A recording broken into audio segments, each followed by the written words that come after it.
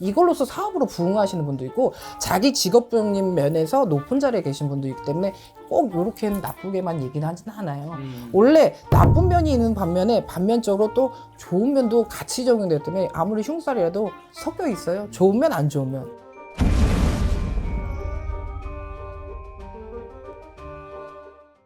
안녕하세요, 선생님. 네, 안녕하세요. 이번에도 우리 시청자분들이 꼭 알아야 할 살에 대해서 두 번째, 네. 신살. 12신살 중 두 번째, 제살입니다. 제살이라 하면은 말 그대로 재앙을 뜻해요. 안 좋은 살. 끊어내는 살. 그래서 한편으로는 이 살을 수옥살, 감옥 간다. 나를 가다 놓는다. 그렇게 감옥에 갇히는 사주, 나를 이렇게 가다 놓는 사주라고 해서 안 좋게, 제가 그랬잖아요. 첫 번째 시간에 얘기했던 12신살 중에 흉살 중에 하나 제살입니다. 제살이라는 거는 막 다 끊어내고 하는데 겁살이랑 비슷하게 작용해요. 손에 칼을 쥐는 격의 살이거든요. 그래서 이런 제살을 갖고 태어나는 사람들 보면은 이 살이 움직였을 때는 사람과의 관계, 송사, 사건, 아니면 사고, 아니면은 생각지 않은 갑자기 집에 불, 인간의 힘으로 할 수 없는 그런 화재나 아니면 납치, 아니면 질병, 재난을 겪는 살을 얘기합니다. 그래서 이게 심하게 될 때는 부도 파산까지 가요. 그래서 제가 3대 흉살은 겁살, 제살, 천살이라고 했죠. 그 두 번째 살이 제살입니다. 네.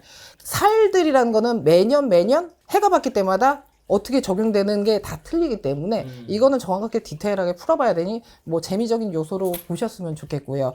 이게 제살을 가지고 태어난 사람들의 직업적인 면을 봤을 때 연구원. 연구원. 연구 갇혀가지고 연구하는 이것도 솔직히 손에 칼을 쥔다 해서 네일아트도 앉아서 계속 갇혀서 일해야 되는 거예요. 미용실, 편의점 갇혀 있잖아요.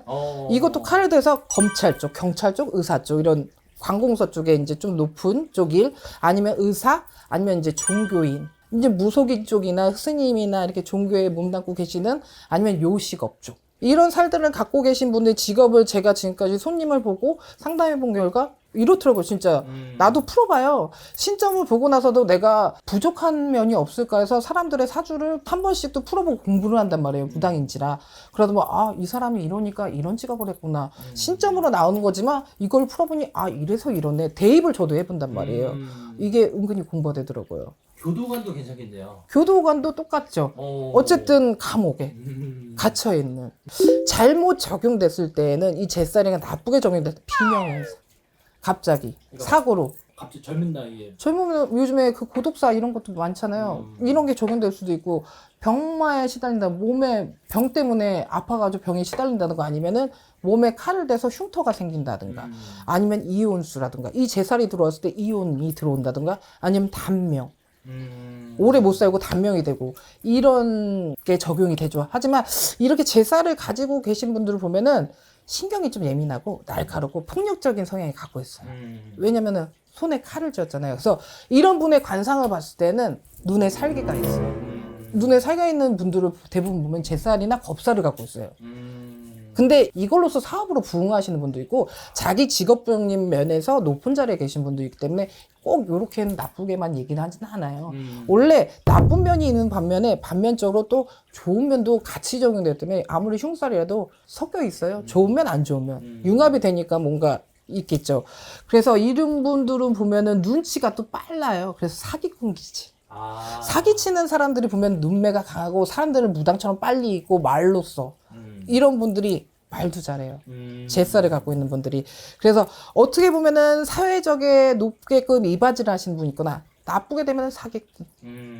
확 갈리죠, 패가? 이게 어떻게 보면 재밌는 쌀입니다. 그래서 이게 좋게 작용됐을 때는 출세를 의미하기도 하고요. 승진을 의미하기도 하고요.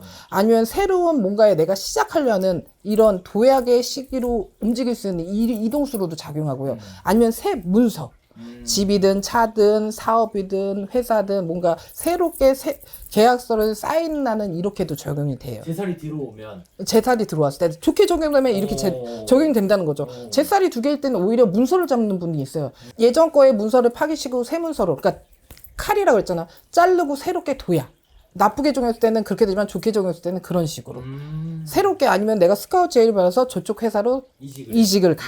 이런 식으로 적용이 돼요. 그러니까 꼭 그게 나쁘다고 얘기는 안 드려요. 그래서 올해 2024년 갑진년에는 적용띠가 말띠입니다. 말띠. 예.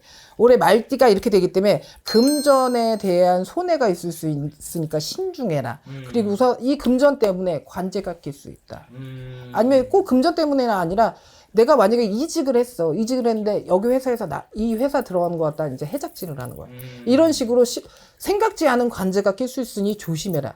하지만 말띠 자체는 장성살을 갖고 태어나기 때문에 이게 오히려 제살이랑 같이 작용해서 새 문서, 아까 얘기한 것처럼 새로운 도약, 새 출발, 승진 이렇게도 의미가 되기 때문에 나쁘진 않죠.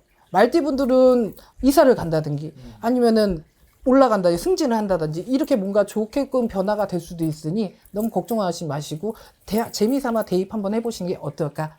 감사합니다. 선생님. 네.